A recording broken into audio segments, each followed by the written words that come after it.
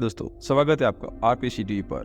दोस्तों, आज हम बात करेंगे वर्तमान में चल रहे युग की, और वो युग है कलयुग। दोस्तों, जब जब धरती पर पाप बढ़ता है तब तब भगवान नारायण किसी न किसी रूप में पापियों का विनाश करने के लिए धरती पर अवतार लेते ही हैं। चाहे वो सतयुग हो, त्रेता युग हो या द्वापर युग हो, भगवान ने हर बार युग के अंत में अवतार लेकर पापियों का विनाश किया ही है। और अब कलयुग चल रहा है, तो कलयुग में भगवान कब अवतार लेंगे और किसका वध करेंगे, तो इन्हीं सवालों का जवाब देने वाले हैं आज इस वीडियो के माध्यम से। दोस्तों, वीडियो बिना स्किप किए देखते रहिए, और इस वीडियो में आगे बढ़ने से पहले आपसे एक छोटी सी रिक्वेस्ट है, इस वीडियो को लाइक और शेयर जरूर करें, और अगर आप चैनल पर नए हैं तो इस चैनल को सब्सक्राइब करें।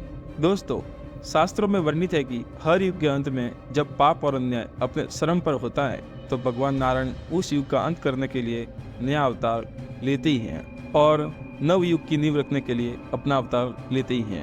और अब तक नारायण ने 9 अवतार ले लिए हैं। कलयुग में भगवान नारायण अपना 10वां अवतार यानी कि कल्कि अवतार लेने वाले हैं, और कल्कि अवतार लेकर वह कल्कि राक्षस का वध करेंगे।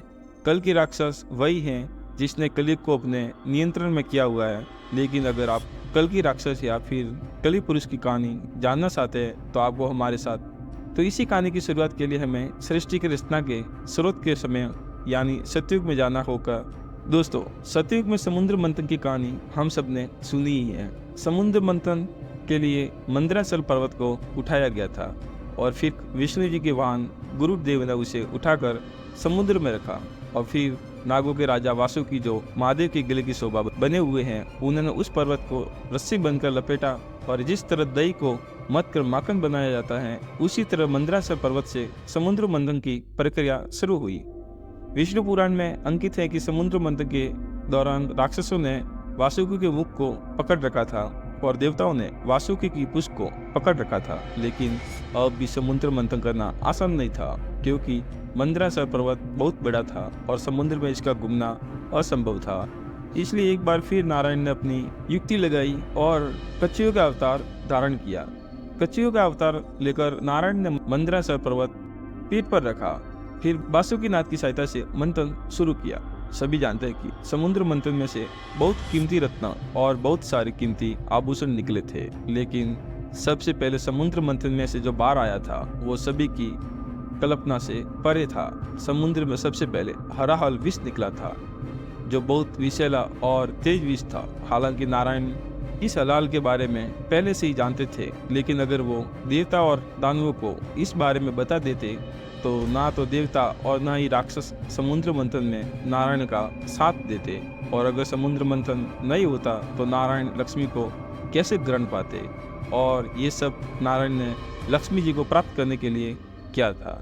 इसलिए नारायण ने अपनी युक्ति लगाई और देवता और दानवों को केवल समुद्र मंथन से निकलने वाले अमृत के बारे में बताया।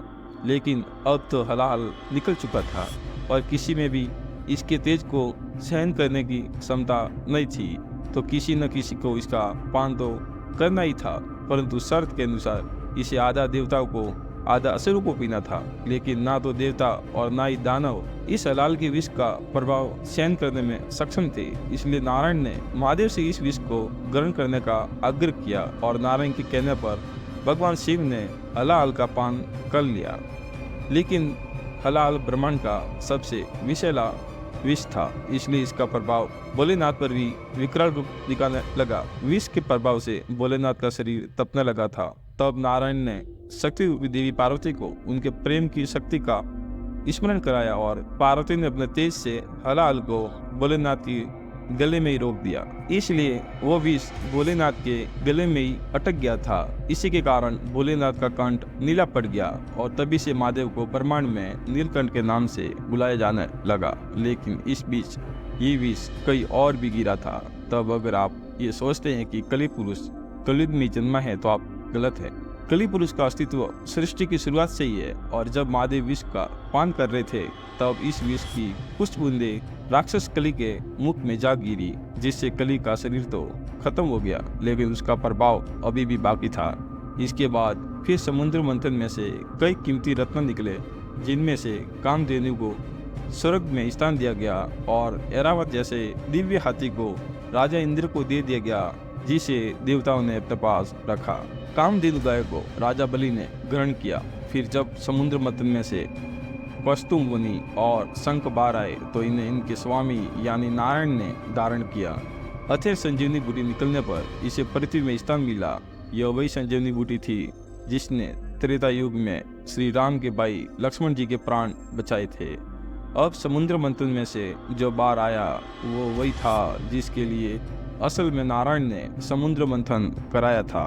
अब समुद्र मंथन से धन संपदा लेकर नारायण जी यानी कि लक्ष्मी देवी जी बाहर आई। लक्ष्मी जी ने स्वयं आकर विष्णु जी से विवाह कर लिया और फिर चंद्रमा के निकलने पर इसे महादेव के मस्तक की शोभा बनाया गया। और आखिर में समुद्र में से निकला अमृत, जिसके लिए दानव और देवताओं ने ये समुद्र मंथन किया था।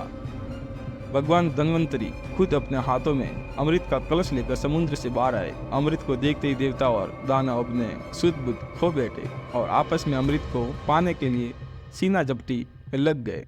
तब सीना झपटी में धन्वंतरी का हाथ से कलश के हिलने की वजह से अमृत की कुछ बूंदे समुद्र में गिर गई। ये बूंदे जिस स्थान पर गिरी थी वो आज उज्जैन, नासिक और प्रयागराज के नाम से जाना जाता है। आज भी मान्यता है कि हर 12 साल के बाद यहाँ पर फिर से वही अमृत प्रकट होता है और ये वही समय है जहाँ कुंभ का मेला आयोजित किया जाता है। और प्रयागराज में स्नान करने से असाध्य रोगों का नाश हो जाता है। लेकिन इसी सीना झपटी में अमृत की कुछ बूंदे कई और भी गिरी थी जो आज इस सृष्टि के विनाश का कारण है। जी हाँ, हम बात कर रहे हैं कली पुरुष। वो कली पुरुष हलाल विष से मर गया था। अमृत की बूंदों के मिलने से वो फिर से जिंदा हो गया, लेकिन उसे अब तक उसे शरीर नहीं मिल पाया था। कल की पुराण की माने तो कलयुग के अंत तक कली पुरुष को अपना शरीर वापस मिल जाएगा और ये अपनी पूरी शक्ति के साथ ब्रह्मांड में अपना आतंक मचाएगा। जैसा कि हमें पता है कि कल की पुरुष अभी तक अपने भौतिक शरीर में नहीं है, लेकिन ये उसी की शक्तियाँ हैं जिसमें सभी मनुष्य को अपने अधिकार में किया हुआ है और उसने अपनी शक्ति, काम, वासना, क्रोध और मोह, अहंकार, झूठ का जाल इंसानों में फैला रखा है।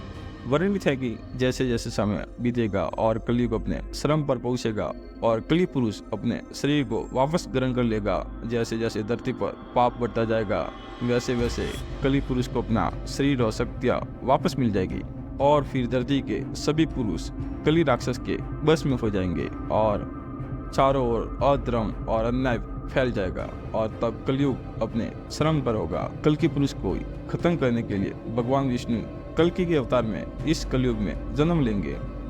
चलिए अब आपको ये भी बता देते हैं कि कलयुग में नारायण का 10वां अवतार यानी कि कल्कि अवतार कहाँ होगा, कैसा होगा और वो कैसे दिखेंगे। जब बात हिंदू धर्म की देवी देवताओं की होती है तो त्रिदेवों की पूजा की जाती है, जिसमें ब्रह्मा को सृष्टि का रचयिता, विष्णु को पालन करता और शिव को संहार करता कहा जाता है। शास्त्र कहता है कि जब भी धरती पर धीरे धीरे पाप बढ़ता जाता है तभी नारायण को धरती पर पाप और पापियों का अंत करने के लिए किसी न किसी अवतार में जन्म लेना ही पड़ता है। भगवान विष्णु ने अब तक 9 अवतार लिए हैं, जिनमें वामन अवतार, नरसिंह अवतार, मत्स्य अवतार, राम अवतार, कृष्ण अवतार, कछुआ अवतार बताए जाते हैं। लेकिन कलयुग जैसे महापापी युग में भगवान विष्णु का 10वां अवतार होना अभी बाकी है। भागवत गीता के 12वें अध्याय में उल्लेखनीय है कि कलयुग में पाप का अंत करने के लिए भगवान नारायण कल के अवतार लेकर प्रकट होंगे और श्रीमद् भगवत गीता के श्लोक के मुताबिक भगवान कल की संपल गांव के एक ब्राह्मण विष्णु यश के यहाँ जन्म लेंगे। इनके पिता विष्णु यश और माता सुमति होंगे। साथ ही इनका साथ देने के लिए शंख, चक्र और शेषनाग इनके भाई सुमंत, प्राज्ञ और कवि के रूप में जन्म लेंगे और इनके पुरोहित याज्ञवल्क्य जी होंगे और इन्हें शिक्षा खुद भगवान परशुराम जी से मिलेंगी। देवदत्त नाम के घोड़े पर बैठकर सभी पापी और कल्कि राक्षस का अंत कर देंगे और सतयुग जैसे नए धर्मयुग की स्थापना करेंगे। लेकिन अब सवाल है कि आखिर कल्कि भगवान जनमानस के सामने कब आएंगे। तो दोस्तों, पुराणों में वेद व्यास जी कहते हैं कि कलयुग में जो पुरुष धनवान होगा, स्त्रियां उसी के पीछे भागेगी, चाहे वो पैसा किसी की हत्या करके या फिर किसी को धोखा देकर ही क्यों न कमाया गया हो। इस बात से औरतों को कोई भी फर्क नहीं पड़ेगा, उन्हें सिर्फ पुरुषों का पैसा ही दिखाई देगा और ये सभी बातें आज सच साबित भी हो रही हैं, ताकि कलयुग में लोग कुल मर्यादा को बिल्कुल भूल जाएंगे। स्त्री और पुरुष चाहे किसी भी जाति में जन्मे हो, वो काम वासना के आसक्त रहेंगे। बड़ी कुल वाली स्त्रियां छोटे कुल वाले पुरुषों से विवाह करेगी और उनके रंग रूप, उनके पैसे को देखकर उन्हें पसंद करेगी। वहीं उच्च कुल के पुरुष छोटी जाति की महिलाओं को अपनी पत्नी बनाएंगे। तभी तो आजकल जात पात देखे बिना ही लोग शादी ब्याह कर लेते हैं। कलयुग में पति और पत्नी एक दूसरे पर बिल्कुल भी विश्वास नहीं करेंगे। शादी के बाद भी पति पत्नी पर पुरुष पर और पर स्त्री पर नजर डालेंगे और उन्हें अपना बनाने के लिए साम दाम दंड और भेद अपनाएंगे। वही कलयुग के अंत तक पति और पत्नी के बीच में सामंजस्य बिल्कुल ही खत्म हो जाएगा। पत्नी अपने पतियों को अपना दास बनाना चाहेगी। पत्नी अपनी मनमानी करने वाली, पति की बात न मानने वाली और खर्चीली होगी। सतयुग में जहाँ पति को देवता बनाकर पूजा जाता था, वही कलयुग में पत्नियां अपने पति को बेकदरी करेगी। घर का कोई काम न करने वाले, ज्यादा खाने वाली, घमंडी, क्रोध करने वाले, कठोर बोलने वाले और बड़ों का मान सम्मान न करने वाली होगी। वही पतियों से घर का काम करवाने से लेकर अपने पैर तक दबाने को कहेगी।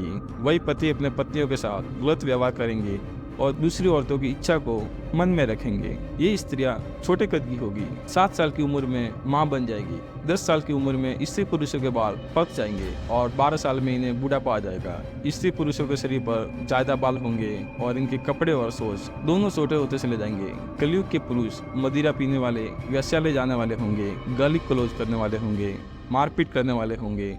ये धन कमाने के लिए किसी भी हद तक गिरने को तैयार रहेंगे और अपने काम आसक्ति में इतना गिर जाएंगे कि माँ, बहन, पत्नी, बेटी किसी का भी लिहाज नहीं करेंगे।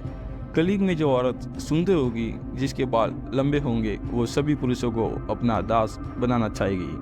पुरुष स्त्रियों के भोग विलास का साधन बन जाएंगे, जिसमें प्रेम का उपहास बनाकर रख दिया जाएगा।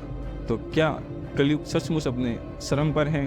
कलयुग का अंत कब होगा, ये भी जान लेते हैं। तो दोस्तों, तीनों युगों के बीतने के बाद कलयुग की शुरुआत हुई।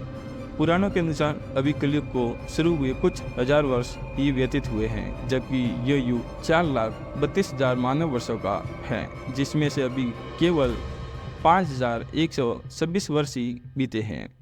मतलब कि अभी कलयुग को खत्म होने में काफ़ी समय है। हालांकि कुछ लोगों का मानना है कि कलयुग की अवधि कम ही है और वो अब जल्दी खत्म होने वाला है। दोस्तों, ये वीडियो आपको पसंद आया हो तो अपने मित्रों को भी शेयर करें और उनको भी कलयुग के बारे में जानकारी पता चले। धन्यवाद।